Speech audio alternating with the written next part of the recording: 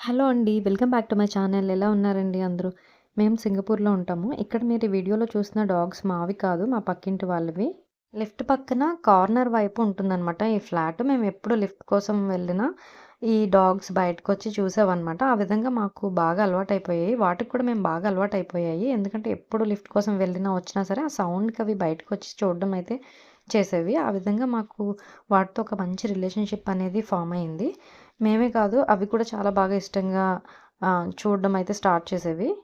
అలా ఒక 2 ఇయర్స్ అలా కంటిన్యూ అవుతుంది. ఇంకా ఒకరోజు సడెన్‌గా ఇంకా మా హౌస్ వెకేట్ చేయాల్సిన టైం అయితే వచ్చేసింది. ఇక్కడ సింగపూర్‌లో ఏంటంటే హౌసెస్ కాంట్రాక్ట్ బేసిస్ మీద ఉంటాయి. లేదంటే మన వర్కింగ్ లొకేషన్ చేంజ్ అయినా సరే మనము ఇల్లు మళ్ళీ షిఫ్ట్ అవ్వాల్సి ఉంటుంది.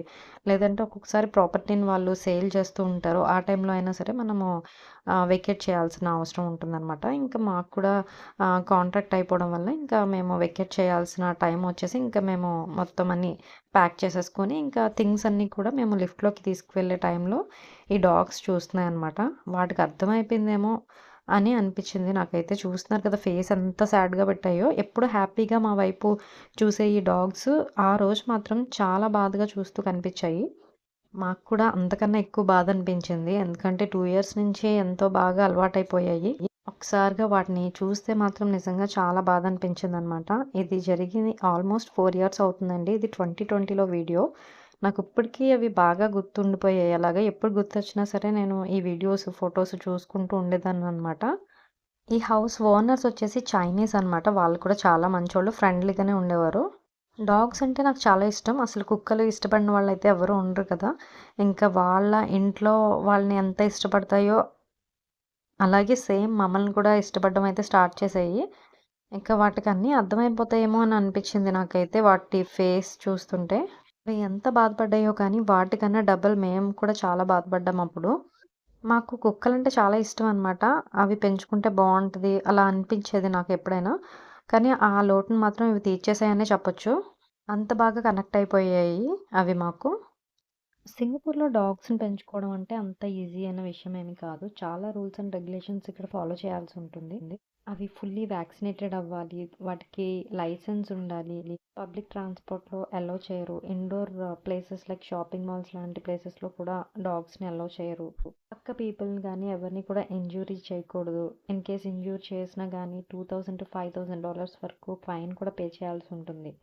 అలాగే డాగ్స్ కూడా పబ్లిక్ ప్లేసెస్‌లో టాయిలెట్ అవి కూడా వెళ్ళకూడదు. వెళ్తే గనక ఫైన్ పే చేయాల్సి ఉంటుంది.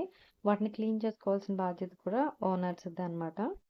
అలాగే సింగపూర్‌లో డాగ్స్‌కి మైక్రో చిప్పింగ్ అనేది కూడా చాలా ఇంపార్టెంట్. మ్యాండేటరీ అని చెప్పొచ్చు. ఇదొక ఎలక్ట్రానిక్ డివైస్ ఇంప్లాంట్ చేస్తారనమాట. దీనివల్ల ఏంటంటే డాగ్ మిస్ అయినా లేదంటే దొంగిలించబడినా మనకి ఈజీగా ఐడెంటిఫై చేయగలుగుతారు. మైక్రో చిప్పింగ్ ప్రాసెస్‌ని కూడా డాక్టరే ఇంప్లాంట్ చేస్తారనమాట. డాగ్స్‌ని నమ్ చేసి ఈ మైక్రో చిప్పింగ్‌ని ఇంప్లాంట్ చేస్తారనమాట. ఇదొక యూనిక్ ఐడెంటిఫికేషన్ నంబర్ అని చెప్పొచ్చు. మిస్ అయిన డాగ్స్‌కి వాళ్ళు స్కాన్ చేసినప్పుడు ఈ ఓనర్ డీటెయిల్స్ కూడా మనకి తెలుస్తాయన్నమాట. సో, ఆ విధంగా మనము ఈజీగా మిస్ అయిన డాగ్‌ని కూడా ఐడెంటిఫై చేయొచ్చు. ఈ మైక్రో చిప్పింగ్ కూడా డాగ్‌కి చాలా ఇంపార్టెంట్. ఇక్కడ సింగపూర్‌లో డాగ్స్ పెంచడానికి చాలా రూల్స్ అండ్ రెగ్యులేషన్స్ ఉంటాయి. కొన్ని బ్రీడ్స్ మాత్రమే పెంచాలి. అలాగే లైసెన్స్, మైక్రో చిప్పింగ్, ఇన్సూరెన్స్ ఇలా చాలా ఉంటాయండి ఇక్కడ. అంతే కాదండి అవి ఎక్కువగా అరిచినా సరే మళ్ళీ పక్క వాళ్ళకి డిస్టర్బెన్స్ ఉండకూడదు. నైబర్స్ మళ్ళీ కంప్లెయింట్ చేసే ఛాన్సెస్ కూడా ఉంటాయి. అలా చాలా రూల్స్ అండ్ రెగ్యులేషన్స్ ఉంటాయి. సింగపూర్‌లో డాగ్స్‌ని మెయింటైన్ చేయడం అంటే అంత ఈజీ అయిన విషయం అయితే అస్సలు కాదు. ఈ డాగ్స్ అయితే మాత్రం మాకు ఒక బ్యూటిఫుల్ మెమరీస్‌నైతే ఇచ్చాయి. లైఫ్‌లో ఎప్పటికీ మేము మర్చిపోలేమనమాట వీటిని. ఈరోజు వీడియో అయితే ఇదేనండి. మరిన్ని ఇంట్రెస్టింగ్ టాపిక్స్ కోసం మన ఛానల్‌ని సబ్స్క్రైబ్ చేసుకోండి. ఈ వీడియో నచ్చితే తప్పకుండా లైక్ చేసి, షేర్ చేసి, సబ్స్క్రైబ్ చేయండి. Thanks for watching.